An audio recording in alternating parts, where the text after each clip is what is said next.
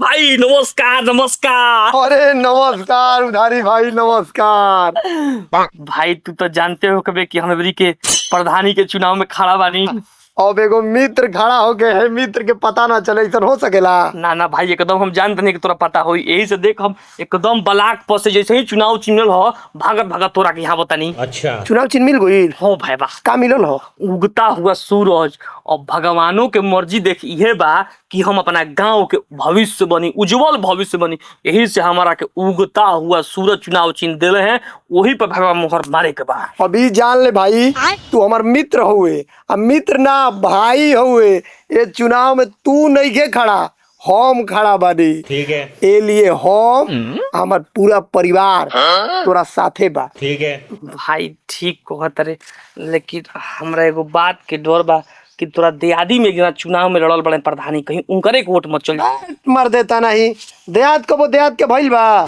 अब तो के नहीं के पता कि वो 1 कट्ठा जमीन खातिर कितना केस फौजदारी चलता। हम साला उनकर होकर हम उनके वोट दे प्रधानी में। अच्छा ना ना भाई हमारा तोरा ऊपर तो पूरा भरोसा बा, लेकिन हम देखनी चाचा वो जे चाह पियो तो उनका अरे मर देता नहीं तो उतनी देहादी है देखाऊ के पड़ेला, लेकिन भीतर से मैं पूरा परिवार तोरा संगे बा। पक्का नु एकदम 100%। छोड़ भाई ठीक बाटे। कहत नहीं कि बनारस से बनारसी साड़ी मंगैले बनी 1000 अब तू कह दिया ना छोट बात भाई, अब दोस्ती में वोट के सौदा कर मर देता नहीं। अरे भाई पूरा बतिया तू सुनते नहीं खे। चल ठीक बा, चल साड़ी वाला बात हटाओ।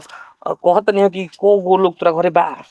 अरे वे लगभग 14-15 आदमी। अच्छा ठीक बा, तो हम 20 आदमी के पैसा भेजवाओ तनी। आज हमारा तरफ से लिट्टी चोखा लगा खा लियो भाई। माने तोरा पैसा के हमनी के लिट्टी चोखा खाई जो मर देता नहीं, तू दोस्ती में का बतियावो तड़े मर देता नहीं। अरे ना ना भाई, अच्छा चल ठीक बा, गलती हो गई होई, माना मत करी। हम जानते नहीं तो कर शौकीन आदमी हवे, तू ले लेबे या देबे ले। कहत नहीं कि हम रेड लेवल के दारू मंगैले बनी हते बोतल 1000 पीस, 4 पीस तोरा घरे भेजवाओ तनी। आज पिए तू पियो ही। माने तू का बतियावो तड़े दोस्ती में मर देता नहीं। कौन तोरे खातिर 10-20 हजार रुपया खर्चा कर दी, तोरा पैसा के दारू पी अभी ये रही गइल बा।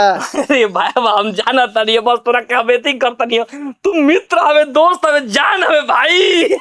दिल्ली जान ले कि हमनी के पूरा परिवार तोरा साथे हम। ठीक है 100% जे तरह को वो तरह खड़ा बनी जा।